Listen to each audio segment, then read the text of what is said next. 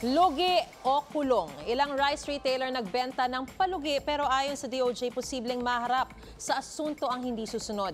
Yan ang ating tatalakayin ngayong umaga kasama ang ating kapuso sa batas na si Attorney Gabby Concepcion. Good morning, Attorney Gabby. Good morning din sa'yo, Maris. Good morning sa lahat ng nanonood sa atin. Ako, isa na namang masalimuot na issue itong issue ng bigas na price cap. Pero Attorney, ano ba ang posibleng kaharapin kung hindi susunod sa nakatakdang price cap o SRP ang mga nagtitinda? Well, actually, price cap or price ceiling na ang pinag-uusapan natin at hindi na yung SRP o yung suggested retail price. Yes. Mukhang nawala na ng pasensya ang pamahalaan dito dahil wala daw dahilan para sobrang tumaas ang presyo ng bigas. Mukhang ibig sabihin, meron na talagang nagmamanipula ng merkado para tumaas ang presyo ng bigas. So, yung pagmamanipula, maaaring hoarding, profiteering, o yung mga cartel in action.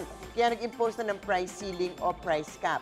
At sa ilalim ng Price Law, ang Republic Act 7581, ang paglabag sa price ceiling ay kulong ng hanggang 10 taon at multa ng hanggang 1 million pesos. Mas mataas ang penalty para sa mga nagmamanipula at ito ay hanggang 15 years na kulong at 2 million na fine sa ilalim ng batas na yan. Pero Attorney, may tuturing bang economic sabotage yung pagbebenta ng palugi at ano naman ang maaaring proteksyon ng mga rice retailer dito? Well, ang alam ko yung economic sabotage in relation sa rice o bigas ay violation ng Republic Act 10845 or ang Anti-Agricultural Smuggling Act of 2016.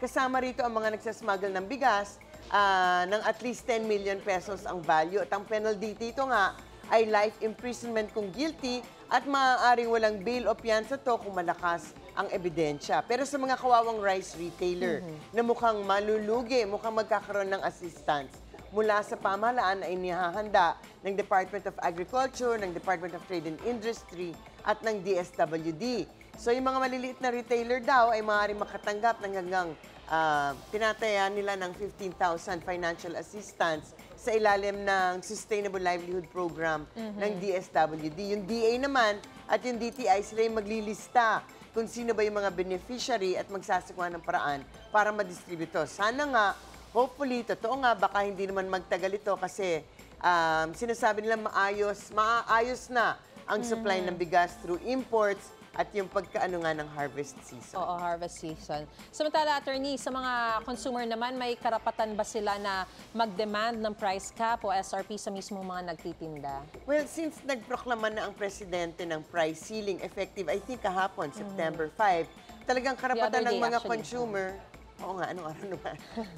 Yung mga karapatan ng consumer na ipasunod sa price ceiling ang mga magtitinda. Otherwise, baka nga sila mahuli, makasuhan ng violation ng price law para sa violation ng price ceiling. So yung mandated price ceiling for regular milled rice, I think is 41 per kilo, while yung mandated price cap for well-milled rice is 45. So meron mga analysts na nagsasabing baka mag-backfire ang ganitong price ceiling kasi baka hindi magbenta ang mga retailer, baka maging epekto ay mas malugi ang mga magsasaka. But hopefully, hindi naman, di ba? At maibsan naman yung economic burden sa general population natin.